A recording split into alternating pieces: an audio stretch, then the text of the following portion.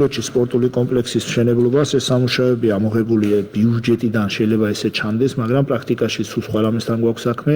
რეალობაში ამ მიმართულებებით მიწის გადაცემა და იქ არსებული ტერიტორიის გადაცემა მოითხოვა საქართველოს ინფრასტრუქტურის სამინისტრომ, ვინაიდან მუნიციპალური განვითარების ფონდის მიერ განხორციელდება აღნიშნული სამუშაოების განხორციელება. მე ბოლოს როგორც მახსოვს 2 თვის წინ მოგთხოვეს იქ საპროექტო სახარშთავრიცხო დოკუმენტაცია, რომელიც ჩვენს მიერ იქნა მანამდე მომზადებოდა ჩვენ და გაგვეხორციელებინა ეს პროექტი. შესაბამისად, ცენტრალურ ხელისუფლებაში ეს პროექტი გადაგზავნილი იქნა და შესაბამისად ვფიქრობთ ეს უწყება გამოაცხადებს ამ სამუშაოებს. ამიტომ მათ წაიღეს და